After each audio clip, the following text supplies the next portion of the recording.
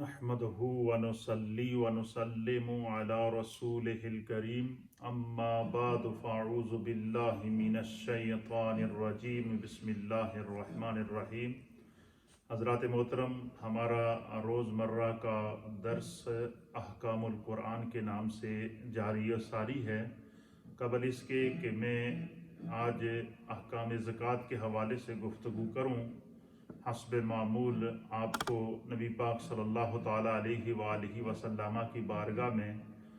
ایک استغاثہ لیے چلتے ہیں کہ اس وقت جو موجودہ کرونا وائرس کی جو صورتحال ہے، پوری دنیا اس وقت پریشانی کے عالم میں ہے۔ یقیناً یہ اللہ اور اس کے رسول کی ناراضگی کے آثارات نظر آ رہے ہیں۔ تو ایسے حالات جو اس وقت عالمی حالات چل رہے ہیں، ان کو دیکھتے ہوئے ایک صاحب دل نے مظفر وارسی کا کلام پڑھا ہے، آئیے آپ کو سناتے ہیں۔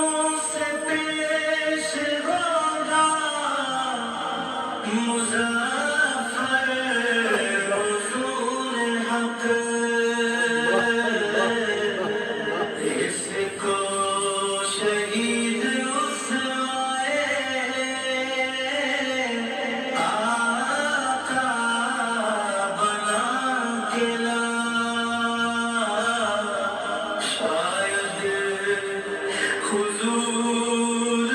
ہم سے خفا ہے منا کھلا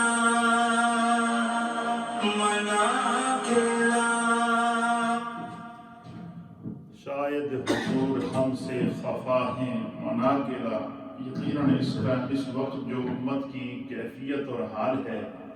وہ اسی طرف اشارے کر رہی ہے کہ ہم اللہ کے حبیب علیہ الصلاۃ والتسلیم کو اور رب کو ناراض کر چکے ہیں، جس کی بنا پر اس وقت امت اس کرونا وائرس جیسی ابتلا سے گزر رہی ہے۔ بسم اللہ الرحمن الرحیم۔ حضرات محترم، اللہ رب العالمین نے قرآن حکیم فرقان مجید میں سورہ توبہ کی آیت نمبر 103 میں ارشاد فرمایا کہ خذ من اموالہم صدقۃ تطہرہم وتزکیہم بہا، کہ اے پیارے حبیب ان کے اموال سے زکوٰۃ وصول کر کے ان کو اور ان کے مالوں کو پاک کریں۔ قرآن حکیم فرقان مجید میں جو اسلام کا نظام زکوٰۃ ہے، یہ ایک بڑا وسیع و عریض نظام ہے۔ جس طرح کہ دنیا کی اس وقت معیشت، اسٹاک ایکسچینج لے لیں یا ورلڈ جو مارکیٹ ہے اس کو دیکھ لیں، تو انہوں نے ایک سودی نظام پیش کیا ہے، سرمایہ دارانہ نظام پیش کیا ہے، اور اس سودی نظام اور سرمایہ دارانہ نظام کے ذریعے انہوں نے پوری دنیا کی اکانومی کو اپنے قبضے میں کرنے کی کوشش کی۔ لیکن اسلام سودی نظام کے مقابلے میں اللہ تعالیٰ نے قرآن حکیم فرقان مجید کے اندر اور اللہ کے حبیب علیہ الصلاۃ والسلام نے ان آیات کی تشریح اور توضیحات کے اندر سودی نظام کے مقابلے میں اسلامی نظام معیشت پیش کیا ہے۔ سودی نظام کے اور سرمایہ دارانہ نظام میں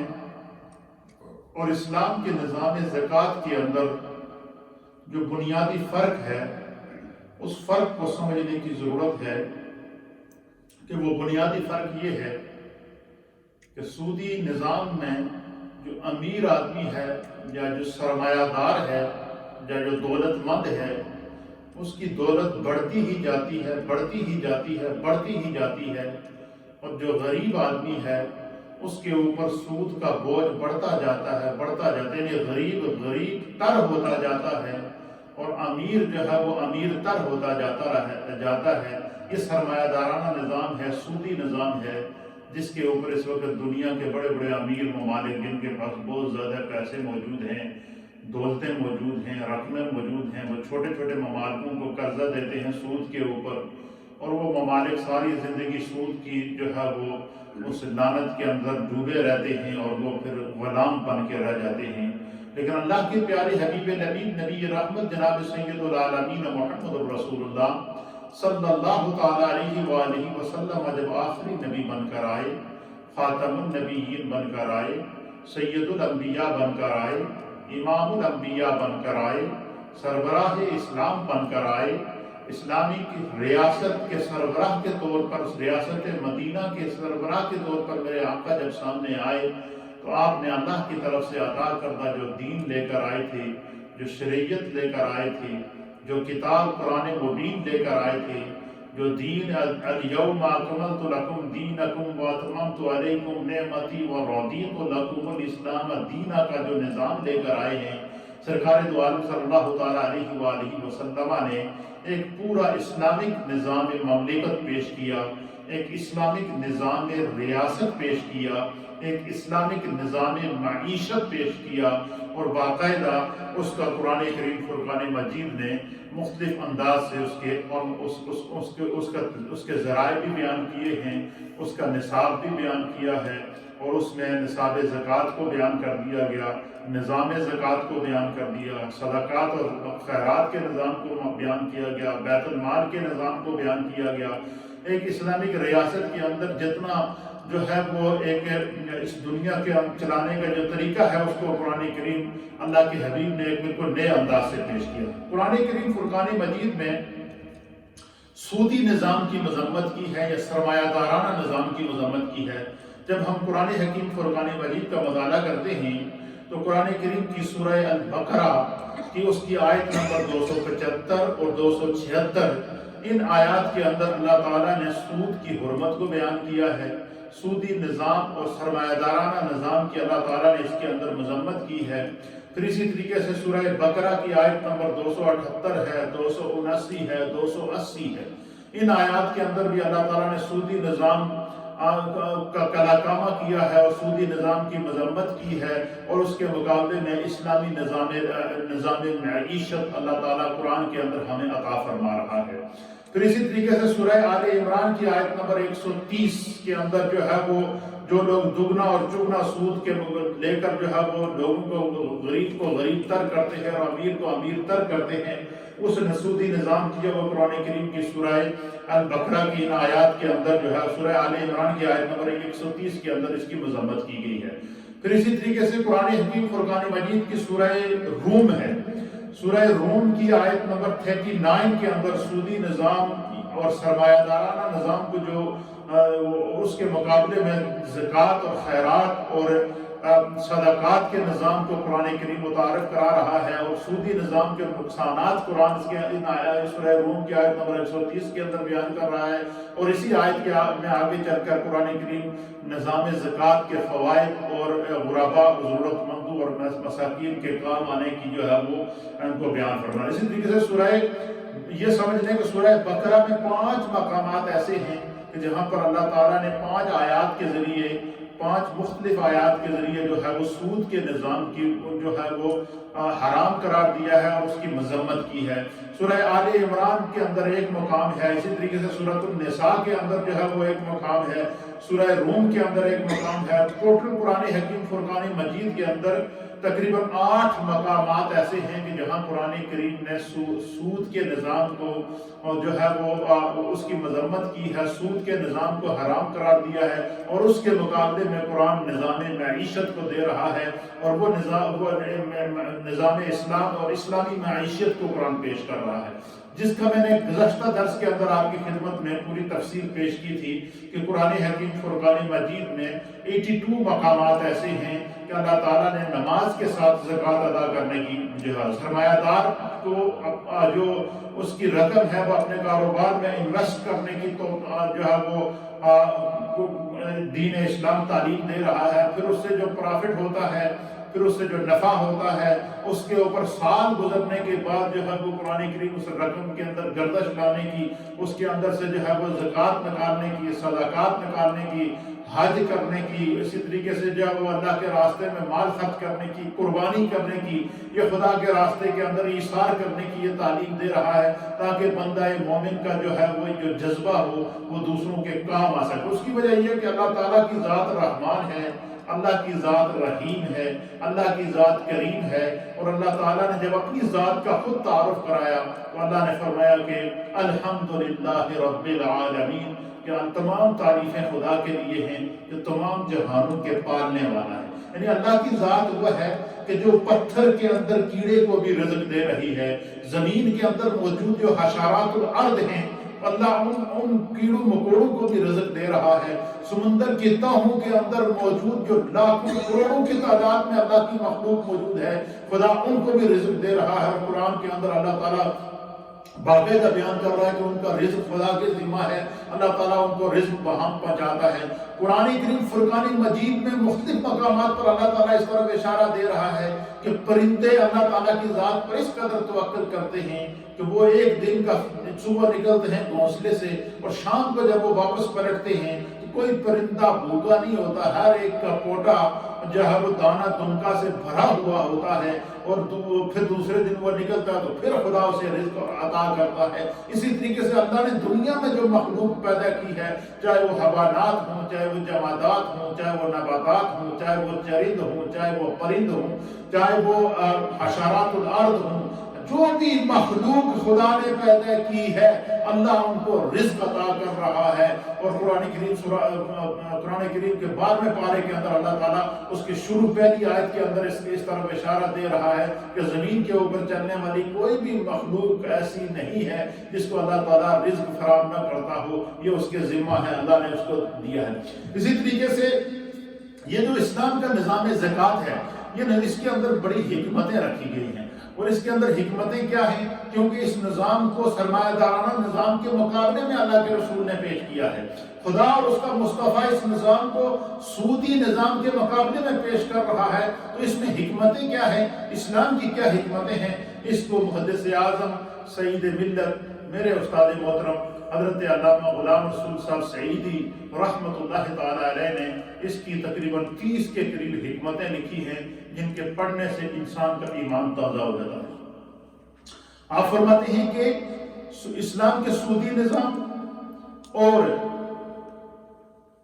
سودی نظام کی مذمت اور اسلام کا جو نظام معیشت، اسلامی نظام معیشت ہے، اور زکوٰۃ کا جو نظام اللہ کے حبیب علیہ السلام نے قرآن کے ذریعے، وحی الہی کے ذریعے اور حدیث کے ذریعے متعارف کرایا ہے، اس میں اور اس کے فرق کو سمجھنے کی ضرورت کیا ہے؟ سب سے پہلا فرق یہ ہے کہ سودی نظام میں جو سرمایہ دار ہے وہ امیر سے امیر ہوتا جاتا ہے اور غریب سے غریب ہوتا جاتا ہے، لیکن زکوٰۃ کے نظام میں امیر کے مال میں کمی آتی ہے اور غریب کے مال کے اندر بڑھوتی ہوتی ہے، اس کا مال بڑھتا ہے۔ اس طریقے سے امیر کا جب مال خرچ ہوتا ہے تو وہ خدا کا شکر ادا کرتا ہے، صبر کرتا ہے کہ اللہ نے مجھے مال دیا ہے تو میں اس کے راستے میں خرچ کر رہا ہوں۔ اور غریب کو جب مال ملتا ہے تو وہ خدا کا شکر ادا کرتا ہے کہ مالک و مولا تو نے پہلے جس حال میں رکھا ہوا تھا میں پہلے بھی خوش تھا، اب تیرا لاکھ لاکھ شکر ہے کہ جو ہے وہ اللہ تو نے مجھے جو ہے وہ غیب سے میری مدد فرمائی ہے۔ تو اس طرح امیر اور غریب دونوں کو اللہ کی بارگاہ سے صبر اور شکر کا ثواب ملتا ہے۔ اس کے اوپر اس کی بہت ساری حکمتیں ہمارے محدثین نے لکھی ہیں۔ پہلی حکمت کیا ہے کہ اللہ تعالیٰ نے مسلمانوں پر زکوٰۃ فرض کی ہے تاکہ مسلمان اس بات کو جان لیں کہ سعادت اخروی محض مال و دولت میں مشغول رہنے یا مال و دولت جمع کرنے میں نہیں ہے، بلکہ سعادت اخروی صرف اللہ کی رضا جوئی حاصل کرنے میں ہے، اللہ کے راستے میں مال خرچ کرنے میں ہے، اور دل کھول کر اللہ کے راستے میں دینے سے خدا بھی راضی ہوتا ہے، اس کا مصطفیٰ بھی راضی ہوتا ہے۔ اور جب دنیا کے مرض کا علاج صرف اور صرف زکوٰۃ کی فرضیت سے ہو سکتا ہے تو اس لیے اللہ کے حبیب علیہ السلام کو رب کریم نے وحی کے ذریعے ارشاد فرمایا کہ خذ من اموالہم صدقۃ تطہرہم وتزکیہم، کیا محبوب آپ ان کے مال سے زکوٰۃ لے کر ان کو بھی پاک کر لیں، ان کے مال کو بھی پاک کر لیں، اور غربا اور ضرورت مندوں کی جو ہے وہ مدد فرمائیں تاکہ ان کا جو ہے وہ اس کے اندر۔ پھر اسی طریقے سے دیکھیں کہ یہ جو مال و دولت ہے، کیونکہ مال سے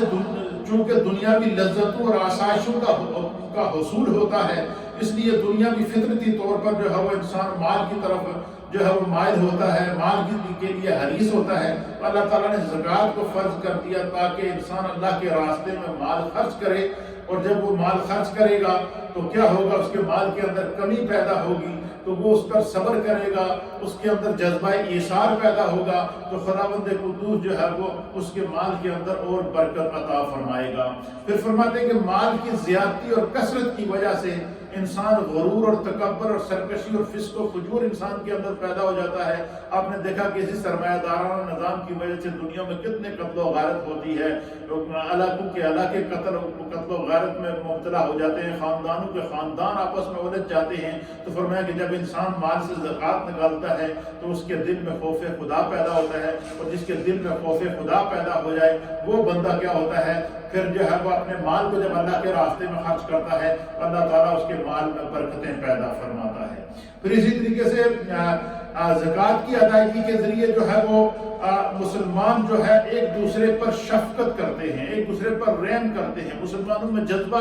رحم پیدا ہوتا ہے، دوسروں کے دکھوں اور دردوں کو سمجھنے کا بندے کو کے اندر احساس پیدا ہوتا ہے کہ بندہ یہ محسوس کرتا ہے کہ مجھے خدا نے کتنا مال دیا ہے، دولت دی ہے، ثروت دی ہے، اور اللہ تعالیٰ کا شکر ہے، اور میرے وہ بھی بہن بھائی ہیں جو بڑی مشکل سے گزارا کرتے ہیں، تو وہ ان کے ساتھ کیا کرتا ہے، ہمدردی کرتا ہے، شفقت سے پیش آتا ہے اور ان کے ساتھ حسن سلوک کرتا ہے۔ فرمایا کہ جس طرح نماز پڑھ کر بندہ خالق کی تعظیم کا فریضہ ادا کرتا ہے، اسی طریقے سے بندہ خدمت خلق کرنے کے بعد، زکوٰۃ ادا کرنے کے بعد، غربا اور ضرورت مندوں کے کام آنے کے بعد جب ان پر شفقت کرتا ہے اور خدمت خلق کرتا ہے، اور اسی طریقے سے جس طرح عبادت کے اندر بندہ عبادت کے ذریعے حقوق اللہ ادا کرتا ہے، اسی طریقے سے جب بندہ اپنے مال سے زکوٰۃ دیتا ہے یا صدقات دیتا ہے یا ضرورت مندوں کے کام آتا ہے، تو وہ حقوق اللہ کے ساتھ ساتھ حقوق العباد ادا کرتا ہے۔ اور یہی وجہ ہے کہ اللہ تعالیٰ نے قرآن حکیم فرقان مجید میں 82 مقامات کے اوپر نماز کے ساتھ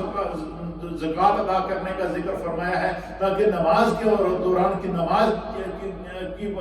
پڑھتے ہوئے بندہ عبادت کرتے ہوئے حقوق اللہ کی طرف مائل ہوتا ہے، اور زکوٰۃ کے ذریعے، صدقات کے ذریعے، عطیات کے ذریعے بندہ کیا ہوگا، وہ حقوق العباد کی طرف مائل ہوتا ہے۔ پھر اسی طریقے سے اس کے اندر پانچویں حکمت کیا ہے کہ فقراء اور مساکین جب دیکھتے ہیں کہ فلاں شخص کو زکوٰۃ اور صدقات سے، فلاں شخص زکوٰۃ اور صدقات کے ذریعے ان کی مدد کرتا ہے، وہ مشکلات میں، مصائب میں ان کے کام آتا ہے، تو وہ فطری طور پر اس شخص کا بھلا چاہتے ہیں۔ اور نبی پاک صلی اللہ تعالیٰ علیہ وسلم نے فرمایا کہ فطری طور پر لوگ اس سے محبت کرتے ہیں جو ان کے ساتھ حسن سلوک کرتا ہے۔ یقیناً جب زکوٰۃ بندہ ادا کرتا ہے، صدقات دیتا ہے، تو وہ غربا کے ساتھ حسن سلوک کرتے ہیں، تو وہ ان کے لیے دعائیں کرتے ہیں، ان کے لیے جو ہے وہ اللہ کی بارگاہ میں ان کی بہتری چاہتے ہیں، اور جب وہ خدا کی بارگاہ میں دعا کرتے ہیں تو اللہ تعالیٰ ان کے مال کے اندر اور اضافہ فرماتا ہے، برکتیں فرماتا ہے۔ پھر اسی طریقے سے فرمایا کہ نبی اکرم صلی اللہ تعالیٰ علیہ وآلہ وسلم کو اسوہ اور آپ کی تعلیمات اس میں کیا ہے کہ ایک دفعہ حدیث پاک کے اندر آتا ہے کہ نبی پاک صلی اللہ علیہ وسلم کی بارگاہ میں، آپ کے گھر میں، آپ کے ایک بکری کو ذبح کیا گیا، قربان کیا گیا، اس بکری کے گوشت کو تقسیم کر دیا گیا، اور اس میں سے ایک دستی بکری کی امہات المؤمنین میں سے کسی نے اپنے گھر پہ رکھ لی کہ باقی تقسیم کر دیا کہ چلو یہ شام کو پکائیں گے اور گھر پر بھی ہم اس کو کھائیں گے۔ جب شام کو سرکار دو عالم صلی اللہ علیہ وسلم آئے تو آپ نے فرمایا کہ وہ جو بکری ہم نے اللہ کے راستے میں جو ہے وہ قربان کی تھی، صدقہ کی تھی، تو وہ اس میں سے اس کی کیا پوزیشن ہے؟ تو گھر والوں نے بتایا کہ یا رسول اللہ ایک دستی بچی ہے اور باقی ہم نے تقسیم کر دیا۔ تو حضور نے فرمایا کہ نہیں، جو دستی آپ نے رکھی ہے وہ جو آپ نے گوشت اللہ کے راستے میں تقسیم کیا وہ بچا ہوا ہے، اور جو دستی آپ نے رکھی ہوئی ہے یہ خرچ نہیں کی ہے، یہ بچی ہوئی نہیں ہے، اس کا ہمیں حساب دینا ہوگا۔ تو اس لیے جو لوگ اللہ کے راستے میں مال خرچ کرتے ہیں وہ گویا کہ 700 گنا اور 1000 گنا بڑھا کر اللہ تعالیٰ اس کا اجر یا وہ قیامت کے دن جو ہے ان کے نامہ اعمال کے اندر لکھتا ہے۔ تو اس لیے فرمایا کہ انسان کے پاس 3 چیزیں ہیں، اس کی روح ہے، بدن ہے، مال ہے، اور روح کی سعادت اللہ تعالیٰ کے عرفان سے حاصل ہوتی ہے، بدن کی سعادت نماز اور عبادت سے حاصل ہوتی ہے، اور اسی طریقے سے مال کی سعادت زکوٰۃ ادا کرنے سے حاصل ہوتی ہے۔ تو ان سے جب انسان زکوٰۃ ادا کرتا ہے، نماز ادا کرتا ہے، عبادت کرتا ہے، ریاضت کرتا ہے، تو اسے اللہ کی طرف سے بھی سعادت اخروی بھی ملتی ہے، اس کی روح بھی پاک ہوتی ہے، اس کا بدن بھی پاک ہوتا ہے، اس کا مال بھی پاک ہوتا ہے، اور اس طریقے سے اللہ تعالیٰ اس کے مال کے اندر برکات کو پیدا فرماتا ہے۔ پھر اسی طریقے سے بہت ساری احادیث ایسی ہیں کہ جن میں اللہ تعالیٰ کے حبیب علیہ السلام نے اس طرف ترغیب دی ہے کہ بندہ اللہ کے راستے میں جب مال خرچ کرے تو وہ کس جو ہے وہ جذبے کے ساتھ اللہ کے راستے میں مال خرچ کرے کہ رب کریم جو ہے وہ اس کے مال کو اپنی بارگاہ کے اندر کس طرح قبول کرے گا۔ میرے سامنے حدیث پاک ہے، اور اس حدیث کو سنن ابو داؤد کے اندر امام ابو داؤد نے نقل فرمایا ہے کہ سرکار دو عالم صلی اللہ علیہ وسلم نے کس طرح صحابہ اکرام کی تربیت کی ہے کہ وہ اپنے مال سے زکوٰۃ ضرور نکالا کریں، اس سے تمہارا مال بھی پاک ہوگا، اس سے تمہاری جو ہے وہ مال کے اندر اللہ تعالیٰ برکتیں بھی پیدا فرمائے گا۔ یہ حدیث عن الحسن رضی اللہ تعالیٰ عنہ، حضرت امام عالی مقام امام حسن مجتبی رضی اللہ تعالیٰ عنہ اس حدیث کے راوی ہیں۔ آپ بیان فرماتے ہیں کہ قال رسول اللہ صلی اللہ تعالی علیہ وآلہ وسلم، کہ اللہ کے پیارے حبیب نبی رحمت صلی اللہ تعالی علیہ وآلہ وسلم نے ارشاد فرمایا۔ بڑا پیارا ارشاد ہے حضور کا، آپ سنیں گے تو آپ کو اس زکوٰۃ کی اور صدقات کی اہمیت کا پتہ چلے گا۔ حضور علیہ السلام نے حضرت امام علی مقام امام حسن فرماتے ہیں کہ قال رسول اللہ صلی اللہ تعالی علیہ وسلم، کہ رسول اللہ صلی اللہ تعالی علیہ وسلم نے ارشاد فرمایا حسنوا اموالکم بالزکوٰۃ۔ حضور علیہ السلام نے فرمایا کہ اپنے مالوں کی حفاظت زکوٰۃ کے ذریعے کرو، اپنے مالوں کو زکوٰۃ کے ذریعے محفوظ بناؤ۔ پتہ چلا کہ اگر کوئی بندہ یہ چاہے کہ اس کا بینک بیلنس بھی محفوظ رہے، اس کی دولت بھی محفوظ رہے، اس کی ثروت بھی محفوظ رہے، اس کا کاروبار بھی محفوظ رہے، اس کے جتنے بھی دنیا کے معاملات ہیں وہ محفوظ رہیں، تو اللہ کے حبیب علیہ السلام نے فرمایا حسنوا اموالکم بالزکوٰۃ، کہ تمہارے مال کو لاکر کے اندر ڈالنے سے حفاظت نہیں ملے گی، تمہارے مال کے اوپر چوکیدار کھڑے کرنے سے اس کی حفاظت نہیں ہوگی۔ فرمایا تمہارے مال کے اوپر جو ہے وہ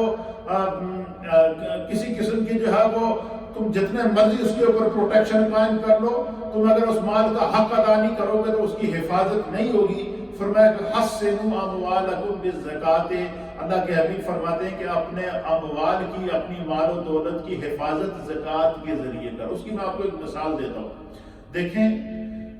بندہ دنیا میں بڑی بڑی تدبیریں سوچتا ہے، میں یہ کر سکتا ہوں، میں وہ کر سکتا ہوں۔ آج اس وقت پورا ورلڈ ترقی کی معراج کے اوپر ہے، عروج کے اوپر ہے۔ دنیا کا پورا نظام اس وقت جتنا بھی نظام معیشت ہے وہ کمپیوٹرائز ہو چکا ہے۔ بندہ گھر میں بیٹھے بیٹھے جو ہے وہ اپنے اکاؤنٹس کو بینک کے اندر ٹرانسفر کر رہا ہے، بینک سے رقم کو نکال رہا ہے، وہ اپنے ایک اکاؤنٹ سے دوسرے اکاؤنٹ میں، اس کو بینک جانے کی بھی ضرورت نہیں، یہیں سے وہ ٹائپ کرتا ہے، اور جو ہے وہ اپنے اکاؤنٹ کو اپنے اسی طریقے سے وہ انٹرنیٹ کے ذریعے پوری دنیا کا کاروبار چلا رہا ہے۔ سب کچھ دنیا کی ترقی موجود، مال موجود، دولت موجود، بڑے بڑے دنیا کے دولت مند موجود۔ اس وقت دنیا میں جو 30 کے قریب دولت مند جن کے پاس پوری دنیا میں سب سے زیادہ دولت موجود ہے وہ بھی موجود ہیں، لیکن دیکھیں جب خدا کی پکڑ آتی ہے، اس سے بڑی عبرت پہ ہمارے پاس ہوگی کہ آج جو دنیا کا سب سے بڑا دولت مند جو بل گیٹ ہے اس کو ہی آپ لے لیں، یا کوئی بڑے سے بڑا جو دولت مند ہے اس کو ہی آپ لے لیں، آج اس کے پاس دولت موجود ہے لیکن کورونا وائرس کی ویکسین خریدنے کی اس کو توفیق نہیں ہو رہی۔ اب وہ دولت اس کے کام نہیں آ رہی ہے۔ کیوں؟ کہ اب اس دولت کو تو جمع کر دیا لیکن اس مال کا حق ادا نہیں کیا گیا۔ آج دنیا میں بڑے بڑے مسلمان، چلو آپ یہ کہہ سکتے ہیں کہ یہ جو دوسرے بل گیٹس کا آپ نے نام لیا، کسی دوسرے کا آپ نے نام لیا، یہ تو کافر لوگ ہیں اور ان کا تو اسلام کے نظام سے کوئی تعلق ہے ہی نہیں، چلو ہم ان کو چھوڑ دیتے ہیں، آپ دنیا کی اسلامی کنٹری کو لے لیں، مسلمان بادشاہوں کو لے لیں، مسلمانوں کے بڑے بڑے امیروں کو لے لیں جو بظاہر مسلمان ہیں، نماز پڑھتے ہیں، دین پر ان کا ایمان ہے، اس کی وجہ اس کے باوجود آج وہ ان کی دولت ان کے کام نہیں آ رہی ہے۔ آج کوئی بھی ایسا نہیں ہے، اگر بندہ آج یہ چاہے کسی کو، اگر خدا نہ کرے اللہ سب کو محفوظ رکھے، اگر کسی بڑے دولت مند کو آج کورونا وائرس ہو جاتا ہے، اللہ تعالیٰ ہر ایک کو محفوظ رکھے، اور وہ اگر اسے کہا جائے کہ بھائی تم آدھی دولت اپنی دے دو اور تمہارے جو ہے کورونا وائرس کی ایک ویکسین تمہیں اتنی کی مل جائے گی، تو وہ اس کو خریدنے کے لیے تیار ہو جائے گا، لیکن آج اس کی دولت اس کے کام نہیں آ رہی ہے۔ کیوں؟ کہ اس نے اپنے مال کی حفاظت نہیں کی۔ اس لیے اللہ کے حبیب علیہ السلام فرماتے ہیں کہ حسنوا اموالکم بالزکوٰۃ، حضور نے فرمایا کہ اپنے مال کی حفاظت زکوٰۃ کے ذریعے کرو۔ فرمایا جب زکوٰۃ ادا کرو گے، مال سے صدقات ادا کرو گے، خیرات ادا کرو گے، اللہ کے راستے میں خرچ کرو گے، ضرورت مندوں کی ضرورتوں کو سمجھو گے، تو پھر کیا ہوگا؟ حضور نے فرمایا الصدقۃ رد البلاء، بڑے سے بڑا طوفان آ جائے گا، انسان نے اپنے ہاتھ سے کیا ہوا صدقہ اس کے سامنے اس کی حفاظت کرے گا، اس کی پروٹیکشن کرے گا۔ نبی پاک صلی اللہ تعالیٰ علیہ وسلم کی بارگاہ میں عرض کیا کہ یا رسول اللہ، یا حبیب اللہ، ہمارے ماں باپ آپ پر قربان ہو جائے، یا رسول اللہ سب سے بہترین صدقہ کون سا ہے کہ جس سے خدا بھی خوش ہو اور اللہ کا حبیب بھی خوش ہو؟ تو اللہ کے حبیب علیہ السلام نے فرمایا کہ سب سے بہترین صدقہ یہ ہے کہ انسان خوشحالی کے دن میں اللہ کے راستے میں مال خرچ کرے۔ اچھے دنوں کے اندر اللہ کے راستے میں مال خرچ کرے. جب خدا اسے مال دے تو وہ اس میں سے زکوٰۃ نکالے. جب مال دے تو اس میں سے صدقات نکالے. جب مال دے تو وہ اس میں سے حج کرے. جب مال دے تو وہ اس میں سے جو ہے قربانی کرے. تو فرمایا کہ اللہ کے راستے میں مال خرچ کرنے میں بندہ جب بخل نہیں کرے گا، خدا اس کی جان کی بھی حفاظت کرے گا، اللہ اس کے مال کی بھی حفاظت کرے گا. اور کیسے حفاظت کرتا ہے اللہ؟ جب انسان خدا کا ہو جاتا ہے اور اللہ کے رسول کے دین کے اوپر عمل کرتا ہے اور سیرت رسول کا پابند ہو جاتا ہے، تو پھر خدا اس کی حفاظت کیسا کرتا ہے؟ اس حدیث کو سنیے. حضور نے فرمایا حسنوا اموالکم بالزکوٰۃ، کہ اپنے زکوٰۃ کے ذریعے اپنے مالوں کی حفاظت کرو. پھر حضور نے فرمایا وَدَاوُوا مَرْضَاكُمْ بِالصَّدَقَةِ، حضور نے فرمایا کہ اپنی بیماروں کا علاج یا اپنی بیماریوں کا علاج صدقے کے ذریعے کرو. آج مجھے بتائیں اس وقت یہ جو کورونا وائرس کی وبا ہے، اس سے بڑی وبا کوئی ہے جس نے پوری دنیا کو لاک ڈاؤن کر کے رکھ دیا ہے؟ ہر انسان اپنے گھر کے اندر محصور ہے، لیکن ہم لوگوں کے پاس جب آسانی کے دن ہوتے ہیں ہم خدا کو بھول جاتے ہیں. میں نے گزشتہ درس کے اندر بھی مثال دی تھی کہ ہم نے یہ اپنی آنکھوں سے دیکھا کہ جب 2005 میں زلزلہ آیا، لوگ اپنے گھروں سے باہر نکل آئے، ہر آدمی توبہ کر رہا تھا، ہر آدمی استغفار کر رہا تھا، ہر آدمی آنسو بہا رہا تھا. لیکن تھوڑی دیر بعد جب زلزلہ رکا تو وہ توبہ بھی بھول گئے. وہ لوگ سارے اپنے اپنے کاموں میں اسی طریقے سے لگ گئے، اسی طریقے سے دوسروں کے حقوق کو مارنے میں لگ گئے، اسی طریقے سے ان کے اندر وہ خوف خدا ختم ہو گیا. تو اپنے سامنے مصیبت کو دیکھ کر، اپنے سامنے پریشانی کو دیکھ کر، اپنے سامنے آنے والے طوفانوں کو دیکھ کر بندہ کہے کہ میرے دل کے اندر بڑی نرمی پیدا ہوئی ہے، تو بسا اوقات وہ چیز کام نہیں آتی. اور امم سابقہ، قرآن ہمیں اس طرح اشارہ دے رہا ہے کہ امم سابقہ کی جب تباہی آئی، فرعون کو جب پانی یہاں گلے تک پہنچ گیا نا، اس وقت اس نے کہا کہ میں موسیٰ کے رب پر ایمان لے آیا ہوں اور میں جو توبہ کرتا ہوں، تو اللہ تعالیٰ نے اس کی توبہ قبول نہیں کی.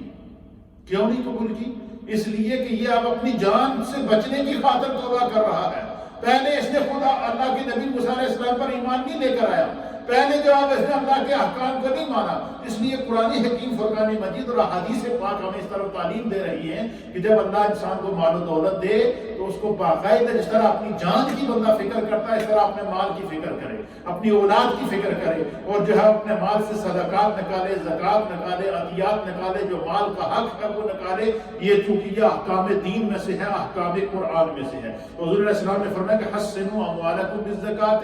کہ اپنے مالوں کے ذریعے، اپنی زکوٰۃ کے ذریعے اپنے اموال کی حفاظت کرو. وَدَاوُوا مَرْضَاكُمْ بِالصَّدَقَةِ، اور اپنے بیماریوں کا علاج جو ہے صدقہ کے ذریعے کرو. فرمایا کہ وَاسْتَقْبِلُوا أَمْوَاجَ الْبَلَاءِ بِالدُّعَاءِ وَالتَّضَرُّعِ، حضور نے فرمایا کہ آنے والے طوفانوں، مصیبتوں، بلاؤں، آزمائشوں کی حفاظت اپنے رب سے دعا کے ذریعے کرو، عاجزی اختیار کر کے کرو، تضرعاً دعا کرو، بڑی خوبصورت انداز سے اپنے رب کی طرف سے دعا کیا کرو. فرمایا کہ اپنے معنی کیا ہے کہ انسان چاہے مالدار ہو، چاہے حاکم ہو، چاہے جو بھی اس کو منصب مل جائے، اسے اس کے دل سے خوف خدا نہیں نکلنا چاہیے، اس کے دل سے تقوی نہیں نکلنا چاہیے. اور اس کی سب سے بڑی مثال ہمارے سامنے خلفائے راشدین ہیں. حضرت صدیق اکبر ریاست مدینہ کے سربراہ ہیں، اللہ اکبر. اور وہ دن کو کیا کرتے تھے؟ مزدوری کرتے تھے، اور بیت المال سے اپنے لیے تنخواہ تک بھی نہیں لیتے تھے. فاروق اعظم کا دور آیا تو پھر کیا ہوا؟ آپ کی فتوحات ایران تک پھیل گئی، افریقہ تک پھیل گئی. لیکن فاروق اعظم کیا کہتے ہیں کہ اگر فرات کے کنارے ایک بکری کا بچہ بھی پیاسا مرے گا یا ایک کتا بھی پیاسا مرے گا تو عمر کو اس کا حساب دینا ہوگا. یہ وہ تقویٰ تھا جو ہمیں تعلیم دے رہا ہے. اور ان اشخاص کی تعمیر کس نے کی تھی؟ ان کی تربیت کس نے کی تھی؟ اللہ کے حبیب علیہ الصلوۃ والسلام نے ان کی تعلیم و تربیت کی تھی. پھر نبی دوسری حدیث ہے، اس کو حضرت علقمہ رضی اللہ تعالیٰ عنہ بیان کرتے ہیں کہ کہتے ہیں کہ انہم آتوا رسول اللہ صلی اللہ تعالیٰ علیہ وآلہ وسلم فقال لنا النبی صلی اللہ تعالیٰ علیہ وآلہ وسلم ان تمام الاسلام کو ان تودوا زکاة اموالکم. حضرت علقمہ بیان کرتے ہیں کہ جب ہماری جماعت حضور صلی اللہ تعالیٰ علیہ وسلم کی خدمت میں حاضر ہوئی تو حضور علیہ السلام نے ارشاد فرمایا تمہارے اسلام کی تکمیل اس میں ہے کہ تم اپنے مالوں سے زکوٰۃ ادا کرو. یعنی بندہ اگر چاہے کہ اس کا اسلام مکمل ہو، اس کا دین مکمل ہو، جو خداوند قدوس نے اسے جو ہے وہ دنیا کے اندر عزت دی ہے، احترام دیا، وہ اللہ کی بارگاہ میں بھی قبول ہو، رسول اللہ کی بارگاہ میں بھی قبول ہو، تو فرمایا کہ اسے باقاعدہ ہر سال حساب کر کے اپنے اموال سے زکوٰۃ نکالنی چاہیے. حضرت ابو ایوب رضی اللہ تعالیٰ عنہ فرماتے ہیں کہ ایک صاحب نبی پاک صلی اللہ علیہ وسلم کی خدمت میں حاضر ہوئے اور عرض کیا یا رسول اللہ مجھے ایسا عمل بتا دیجیے جو مجھے جنت میں داخل کر دے. تو حضور علیہ السلام نے فرمایا کہ اللہ کی عبادت کرو، اس کے ساتھ کسی کو شریک نہ ٹھہراؤ، نماز قائم کرو اور زکوٰۃ کو ادا کیا کرو. فرمایا جب تم ایسا کرو گے تو خداوند قدوس تمہیں اس کے بدلے میں کیا عطا فرمائے گا؟ جنت عطا فرمائے گا. پھر جو ہے وہ آگے حدیث کے اندر آتا ہے، حضرت ابو ہریرہ رضی اللہ تعالیٰ عنہ بیان کرتے ہیں کہ ان رسول اللہ صلی اللہ تعالیٰ علیہ وآلہ وسلم، حضور علیہ السلام نے ارشاد فرمایا کہ اذا ادیت الزکاۃ فقد قضیت ما علیک ومن جمع مالا حراما ثم تصدق به لم یکن له فیہ اجر وکان اسرہ علیہ. حضرت ابو ہریرہ کہتے ہیں کہ نبی اکرم صلی اللہ تعالیٰ علیہ وسلم نے ارشاد فرمایا کہ جب تو مال کی زکوٰۃ ادا کر دے تو جو حق واجب تجھ پر تھا تم نے ادا کر دیا، اب اللہ تعالیٰ تمہارے مال کی خود حفاظت کرے گا. اور پھر اللہ کے حبیب علیہ السلام نے اسی حدیث میں آگے جا کے فرمایا کہ جو لوگ حرام طریقہ سے سود اور رشوت کے ذریعے مال کماتے ہیں اور اس کو پتہ ہے کہ یہ مال میرے پاس حرام ذرائع سے آیا ہے اور بندہ کہے کہ مال حرام ہے اور میں اس میں سے زکوٰۃ بھی نکال دوں، صدقہ بھی نکال دوں، تو فرمایا اس سے اس کا مال پاک نہیں ہوگا. حلال کمائی اور حلال ذرائع سے آیا ہوا مال خدا اس میں برکت بھی پیدا کرتا ہے اور اس کو اپنی بارگاہ کے اندر قبول بھی فرماتا ہے. پھر اسی طریقے سے حدیث پاک کے اندر آتا ہے نبی رحمت صلی اللہ تعالیٰ علیہ وآلہ وسلم نے جو ہے وہ اپنے صحابہ اکرام کی اس کے اوپر بڑی تربیت کی ہے کہ حضرت ابو درداء رضی اللہ تعالیٰ عنہ بیان کرتے ہیں، آپ فرماتے ہیں کہ حضور علیہ السلام نے فرمایا کہ خمس من جاء بہن مع الایمان دخل الجنہ. حضور علیہ السلام حضرت ابو درداء کہتے ہیں کہ نبی اکرم صلی اللہ تعالیٰ علیہ وسلم نے فرمایا کہ 5 چیزیں ایسی ہیں کہ ان کو اگر اللہ کے بارگاہ میں ایمان کے ساتھ بندہ لے کر آ جائے دخل الجنت، خداوند قدوس اس کے اس عمل کے بدلے میں اس کو جنت عطا فرمائے. اور وہ 5 چیزیں کہ کون کون سی ہیں؟ حضور علیہ السلام نے فرمایا من حافظ علی صلوات الخمس علی وضوءہن ورکوعہن وسجودہن ومواقیتہن. حضور علیہ السلام نے فرمایا کہ جس شخص نے 5 وقت کی نماز اچھے وضو کے ساتھ، اچھے رکوع کے ساتھ، اچھے سجدے کے ساتھ اور اپنے وقت کے اوپر ہر نماز کو ادا کیا، فرمایا جب بھی نماز کا وقت ہو بندہ وضو کر کے پہلے نماز ادا کرے کہ خدا نے مجھ پر یہ نماز فرض کی ہے، یہ اللہ کی عبادت ہے، یہ حقوق اللہ میں سے ہے، لہٰذا میں پہلے اللہ کا حق ادا کروں اور نماز کو اپنے وقت پر ادا کروں. حضور نے فرمایا جس شخص کی یہ عادت ہو تو دخل الجنت، خدا اسے جنت عطا فرمائے گا. یا اس کا دوسرا مفہوم یہ ہے کہ میں مصطفیٰ اپنے ہاتھ سے پکڑ کر اس کو جنت کے اندر لے جاؤں. اور دوسری چیز کیا ہے؟ حضور نے فرمایا وصام رمضان، کہ جب رمضان المبارک کا بابرکت مہینہ آئے تو بندہ بغیر کسی عذر کے رمضان کا روزہ نہ چھوڑے، بلکہ رمضان کا روزہ جس بندے نے رکھا اور اس روزے کے اندر اس کے تمام تر تقاضوں کو پورا کیا، اللہ تعالیٰ اس کو جنت عطا فرمائے گا. پھر فرمایا کہ وحج البیت ان استطاع الیہ سبیلا، کہ جس شخص کو خداوند قدوس نے استطاعت عطا فرمائی ہے، طاقت عطا فرمائی ہے، مال و دولت عطا فرمایا ہے، صاحب ثروت اور صاحب نصاب ہے، تو اسے یہ فکر لاحق ہوئی کہ زندگی میں ایک دفعہ اللہ نے مجھ پر حج فرض کیا ہے، لہذا اس فرض کو میں اپنے جو ہے وہ ادا کر دوں، زندگی کا کوئی پتہ نہیں کب ختم ہوتی ہے. فرمایا جس کو استطاعت ہوئی اور اس نے استطاعت کے وقت فوراً حج ادا کر دیا، حضور نے فرمایا اللہ اس کو جنت عطا فرمائے گا اس کے بدلے میں. اور چوتھی چیز کیا ہے؟ حضور علیہ السلام نے فرمایا کہ وَآتَ الزَّكَاةَ طَيِّبَةً بِهَا نَفْسُهُ، فرمایا کہ جب بندے کو اللہ تعالیٰ مال عطا فرمائے تو وہ اس مال سے خوش دلی کے ساتھ اللہ کے راستے میں زکوٰۃ ادا کرے، صدقات دے، خدا کے راستے میں خرچ کرے، ضرورت مندوں کی ضرورتوں کو پورا کرے، تو اللہ تعالیٰ اس کے بدلے میں اس کو جنت عطا فرمائے گا۔ اسی طریقے سے چھٹی حدیث ہے، اس کو حضرت ابو درداء رضی اللہ تعالیٰ عنہ بیان کرتے ہیں کہ عن رسول اللہ صلی اللہ تعالیٰ علیہ وسلم کہ اللہ کے پیارے حبیب نبی رحمت صلی اللہ علیہ وسلم نے فرمایا، قال نبی اکرم صلی اللہ علیہ وسلم نے فرمایا، الزکاۃ قنطرۃ الاسلام، حضور نے فرمایا یہ زکوٰۃ اسلام کا پل ہے۔ یعنی یہ گویا کہ جب جو بندہ اپنی زندگی سے زکوٰۃ ادا فرماتا ہے، جس طرح مضبوط پل ایک جگہ ہوتا ہے اور وہ ایک جگہ سے دوسری جگہ جانے کے لیے اس پل کے بغیر بندہ اس نالے کو کراس نہیں کر سکتا یا اس دریا کو کراس نہیں کر سکتا، اسی طریقے سے قیامت میں ایک پل ہے جسے پل صراط کہتے ہیں، اور وہ بال سے بھی زیادہ باریک ہے، تلوار سے بھی زیادہ تیز ہے۔ اور فرمایا کہ جو بندہ جس نے کسی کا حق مارا ہوا ہوگا، جو صاحب ایمان نہیں ہوگا، یا جس کے دل میں نفاق ہوگا، یا جس نے گناہ کی زندگی گزاری ہوگی، وہ جیسے ہی اس پل پر قدم رکھے گا تو وہ اس پل سے پھسل جائے گا، اور پل سے جب پھسلے گا تو اس پل کے نیچے خدا نے جہنم رکھی ہے، اور جہنم کے گڑھے کے اندر گر جائے گا۔ تو فرمایا کہ زکوٰۃ جو بندہ ادا کرتا ہے، اللہ کے حبیب علیہ السلام نے فرمایا کہ الزکاۃ قنطرۃ الاسلام، یہ زکوٰۃ اسلام کا پل ہے کہ جس بندے نے اپنے مال سے زکوٰۃ ادا کی ہے، وہ پل صراط سے اس طرح گزرے گا کہ اس کا مال اس کے لیے سواری بن جائے گا، اس کا مال اس کے لیے جو ہے وہ۔ تو یہ ساری وہ چیزیں ہیں جو اللہ کے حبیب علیہ السلام اس اسلام کے اسلامی نظام معیشت کی طرف متوجہ کر رہے ہیں، اور اسی کے ذریعے جو وہ کائنات کے اندر انقلاب لایا گیا۔ حضرت عمر بن عبدالعزیز کا جب دور خلافت آیا، اور آپ اگر خلفائے راشدین کے بہت بعد آئے، لیکن جب آپ نے اسلامی نظام حکومت اور اسلامی نظام معیشت کو قائم کیا، تو آپ کی ریاست کے اندر آپ اعلان کرتے ہوتے تھے ہمارے پاس زکوٰۃ کا مال اتنا پڑا ہوا، کوئی زکوٰۃ لینے والا آ جائے تو ان کے دور میں زکوٰۃ لینے والا بندہ نہیں ملتا۔ اس کی وجہ کیا تھی کہ دنیا کے اندر انصاف کو قائم کیا گیا۔ وعن عائشہ رضی اللہ تعالی عنہا ان رسول اللہ صلی اللہ تعالی علیہ وآلہ وسلم کہ اللہ کے حبیب علیہ السلام نے فرمایا، قال رسول نبی پاک صلی اللہ علیہ وسلم نے فرمایا، ثلاث اخلف علیہن لا یجعل اللہ من لہ سہم فی الاسلام کمن لا سہم لہ وَأَصْحَابُ الْإِسْلَامِ